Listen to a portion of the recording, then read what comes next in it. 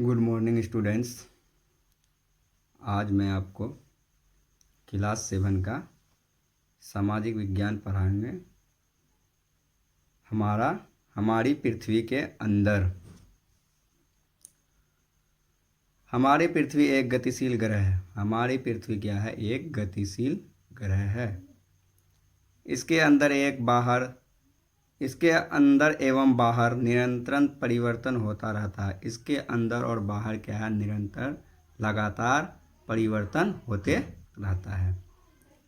क्या आपने कभी सोचा है कि पृथ्वी के आंतरिक भाग में क्या है? क्या आप कभी ये सोचे हैं कि पृथ्वी के अंदर में क्या है?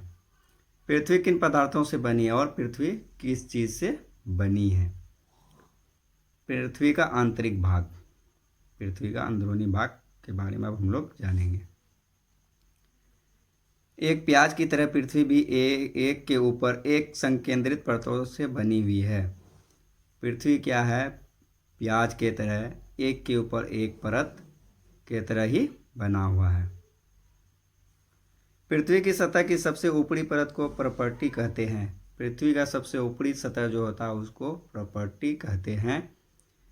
यह सबसे पतली परत होती है। ये महाद्वीपीय संहित में 35 किलोमीटर एवं समुद्री सतह में केवल 5 किलोमीटर तक है। ये क्या है? सबसे पतली परत है और ये महाद्वीपीय में कितना? 35 किलोमीटर तक है और समुद्र में नीचे का 5 किलोमीटर तक इसका क्षेत्र फैला हुआ है।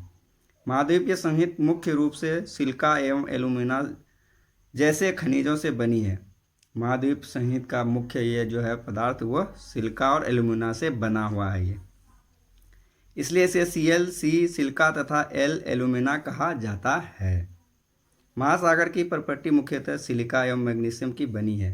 महासागर का प्रॉपर्टी जो क्या है वह मेन कौन सा पदार्थ से बना हुआ है? मैग्नीशियम और सिलिका से। इसलिए इसे सीमी सिलिका तथा मैसे मैग्नीशियम कहा जाता है। प्रॉपर्टी के ठीक नीचे मेंटल होता है जो 29 किलोमीटर की गहराई तक फैला होता है। इसकी सबसे आंतरिक परत क्रोड है। उसके ठीक नीचे पृथ्वी का दूसरा जो परत है, लेयर है, वो मेंटल होता है, कहलाता है और ये 2900 किलोमीटर नीचे तक फैला हुआ होता है। उसके फिर जस्ट नीचे क्या होता है? तीसरा परत क्रोड, जिसकी त्रिज्या लगभग 3500 किलोमीटर है। क्रोड का कितना है? 3500 किलोमीटर तक वो फैला हुआ है। यह मुख्यतः निकेल एवं लोहे की बनी होती है। ये क्रोड जो है क्या है? निकेल और लोहा का बना हुआ होता है तथा इसे निकेल तथा फेरस कहते हैं। केंद्रीय क्रोड का तापमान एवं दाब काफ़ी उच्च होता है। केंद्रीय क्रोड का जो तापमान होता है वह क्या होता है? बहुत ऊंचा होता है। सेल एवं खनिज। अब हम लोग सेल एवं खनिज के बारे में जानेंगे। पृथ्वी की प्रॉपर्टी अनेक प्रकार के सेलों से बनी है। पृथ्वी का जो प्रॉपर्टी है, ऊपरी भाग जो है वो अनेक प्रकार के सेल से बना हुआ है। पृथ्वी की प्रॉपर्टी बनाने वाले खनिज पदार्थ के किसी भी प्राकृतिक पिंड को सेल कहते हैं। पृथ्वी का ऊपरी हिस्सा प्रॉपर्टी को जो बनाता है, जो खनिज उसको हम लोग क्या बोलते हैं? पिंड। उस पिंड को हम लोग क्या बोलते हैं? सेल बोलते हैं। विभिन्न रंग, आकार एवं गठन की हो सकती है। ये क्या हो सकता है? सेल जो है अलग अलग रंग का, अलग अलग आकार का होता है। मुख्य रूप से सेल 3 प्रकार की होती है। मेन रूप से सेल 3 प्रकार का होता है। पहला है इग्नियस सेल, दूसरा है सेडिमेंट्री एवं तीसरा क्या है? Metamorphic cell. ये 3 सेल हुआ। द्रवित मैग्मा ठंडा होकर ठोस हो जाता है।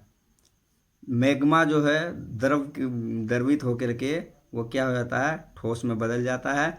इस प्रकार बने सेल को अग्नेय सेल कहते हैं। इस प्रकार के बने सेल जो सेल बनता है उसको हम लोग अग्नेय सेल, इग्नियस कहते हैं। इन्हें प्राथमिक सेल भी कहते हैं। इसको प्राइमरी सेल भी बोला जाता है। अग्नेय सेल 2 प्रकार की होती है। अब ये अग्नेय सेल जो है, इग्नियस जो है, ये 2 टाइप का होता है। पहला है अंतर्भेदी सेल, इंटरनल सेल। दूसरा है बहिर्भेदी सेल, एक्सटर्नल सेल। क्या आप ज्वालामुखी से निकलने वाले लावा की कल्पना कर सकते हैं? क्या हम लोग ज्वालामुखी से जो लावा निकलता है उसकी कल्पना कर सकते हैं? वास्तव में आग की तरह लाल द्रवित मैग्मा ही लावा है जो पृथ्वी के आंतरिक भाग से निकलकर सतह पर आता है।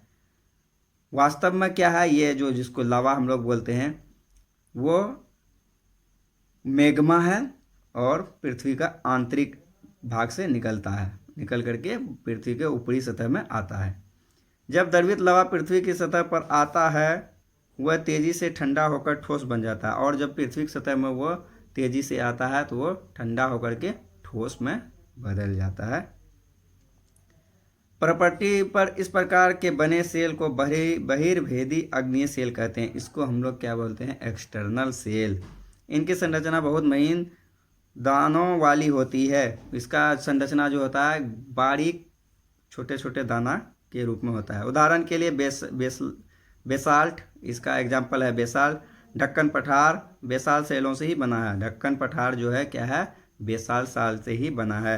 द्रवित मैग्मा कभी कभी भूपर्पट्टी के अंदर गहराई में ही ठंडा हो जाता है। कभी कभी ये मैग्मा जो क्या है उसके अंदर प्रॉपर्टी के अंदर ही ठंडा हो जाता है। इस प्रकार बने ठोस सेलों को अंतर्भेदी अग्नेय सेल कहते हैं। वो जो भीतर में ही ठंडा होकर के ठोस हो जाता है उसको हम लोग इंटरनल सेल बोलते हैं।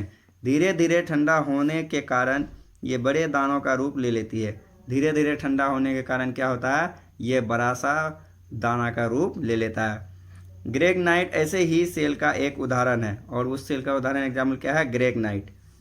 लेई मसालों तथा दानों का चूर्ण बनाने के लिए जिन अपघर्षण पत्थरों का उपयोग होता है वे ग्रेगनाइट के बने होते हैं। लेई मसाला ये सब जिसमें उपयोग करते हैं वो ग्रेगनाइट के बने होते हैं।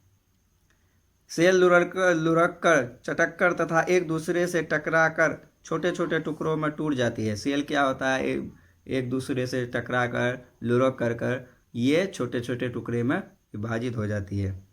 इन छोटे कणों को अवसाद कहते हैं। इस छोटे कणों को हम लोग क्या बोलते हैं? अवसाद बोलते हैं। ये अवसाद हवा, जल आदि के द्वारा एक स्थान से दूसरे स्थान पर पहुंचकर जमा कर दिए जाते हैं। ये क्या होता है? हवा, जल और उसके साथ में बह करके एक जगह इकट्ठा हो जाता है।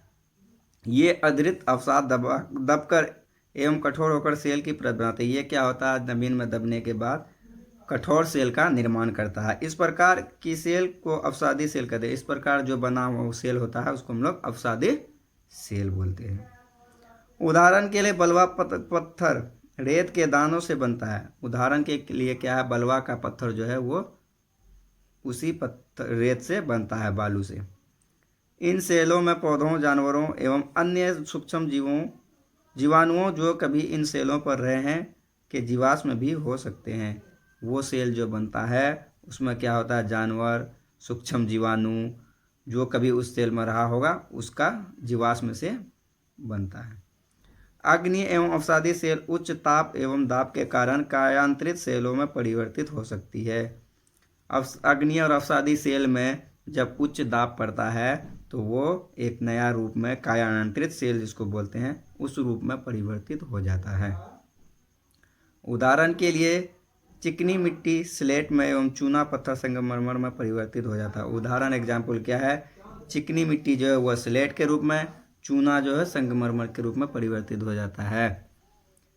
सेल हमारे लिए बहुत उपयोगी है। सेल क्या है? हमारे लिए बहुत ही उपयोगी है। कठोर सेल का उपयोग सड़क, घर एवं इमारत बनाने के लिए किया जाता है। कठोर सेल जो होता है उसको हम लोग घर, सड़क ये सब बनाने में इस्तेमाल करते हैं। आप पत्थरों का उपयोग कई खेलों में करते हैं। उदाहरण के लिए 7 पत्थर पिट्टो, चिबडी, स्टापू या किट, 5 पत्थर गिट्टी आदि आप अपने दादा दादी, माता पिता, पड़ोसियों आदि से पूछकर कुछ अन्य खेलों की जानकारी प्राप्त कर सकते हैं जिसको हम लोग इस्तेमाल करते हैं। आपको जानकर आश्चर्य होगा कि किन्हीं निश्चित दिशाओं में एक प्रकार की सेल चक्रीय तरीके से एक दूसरे में परिवर्तित हो जाते हैं। एक सेल से दूसरे सेल में परिवर्तन होने की इस प्रक्रिया को सेल चक्र कहते हैं। सेल क्या होता है? एक दूसरे चक्र में घूम करके एक दूसरे में क्या होता है, परिवर्तन हो जाता है, जिसको हम लोग सेल साइकिल बोलते हैं। आप जानते हैं कि द्रवित मैग्मा ठंडा होकर ठोस अग्नि सेल बन जाता है। हम जानते हैं कि द्रवित मैग्मा जो है वो ठंडा होकर के ठोस में परिवर्तित हो जाता है। ये अग्नि सेल छोटे छोटे टुकड़ों में टूटकर एक स्थान से दूसरे स्थान पर स्थानांतरित होकर अवसादी सेल बन का निर्माण करते हैं। और वो क्या होता है, छोटा छोटा टुकड़ा जो है एक स्थान से दूसरे स्थान में जाकर के कौन सा चीज बनाता है, अवसादी सेल का निर्माण करता है। ताप एवं दाब के कारण ये अग्नीय एवं अवसादी सेल कार्यांतरित सेलों में बदल जाता है। ताप और दाब के कारण ये फिर से एक सेल में बदलता है, जिसको कायांतरित सेल कहते हैं। अत्यधिक ताप एवं दाब के कारण कायांतरित सेल पुनः पिघलकर द्रवित मैग्मा बन जाती है। उसमें क्या होता है, अधिक से ताप और दाब पड़ने के कारण ये फिर से अपने पुराने रूप में द्रवित मैग्मा के रूप में परिवर्तित हो जाता है। यह द्रवित मैग्मा पुनः ठंडा होकर ठोस अग्नि सेल में परिवर्तित हो जाता है। ये द्रवित मैग्मा फिर क्या होता है, पुनः ठंडा होने के बाद अग्नि सेल में ये फिर से परिवर्तित हो जाता है। सेल विभिन्न खनिजों से बनी होती है। सेल जो है वो क्या है, विभिन्न प्रकार का खनिज से बना होता है। खनिज प्राकृतिक रूप में पाए जाने वाले पदार्थ हैं। खनिज क्या है, प्राकृतिक रूप में पाए जाने वाला पदार्थ है, जिनका निश्चित भौतिक गुणधर्म एवं निश्चित रासायनिक मिश्रण होता है। जिसका क्या है, निश्चित भौतिक गुणधर्म और रासायनिक मिश्रण होता है। खनिज मानव जाति के लिए बहुत महत्वपूर्ण है। खनिज क्या है, मानव जाति के लिए, मानव हम लोगों के लिए बहुत महत्वपूर्ण है। कुछ का उपयोग ईंधन की तरह होता है, कुछ का उपयोग हम लोग ईंधन के रूप में करते हैं, जैसे कोयला, प्राकृतिक गैस एवं पेट्रोलियम, ये हमारा ईंधन के रूप में। इनका उपयोग उद्योग औषधि एवं उर्वरक में भी होता है। इसका उपयोग हम लोग उद्योग में, फैक्ट्री में भी करते हैं, जैसे लोहा, एल्युमिनियम, सोना, यूरेनियम आदि। तो इस तरह से हमारा ये चैप्टर कंप्लीट हुआ। इसमें कहीं किसी को किसी तरह का डाउट हो तो वो हमको व्हाट्सएप के ज़रिए संपर्क कर सकते हैं, और मैं इसका लिंक डिस्क्रिप्शन में डाल के क्वेश्चन आंसर के साथ डालूंगा। आप लोग वहाँ से डाउनलोड करके पढ़ सकते हैं और क्वेश्चन आंसर को बना सकते हैं। और इसमें अगर कहीं किसी को कोई समझ नहीं आया, कहीं दिक्कत हो तो वो हमसे संपर्क कर सकते हैं। Thank you.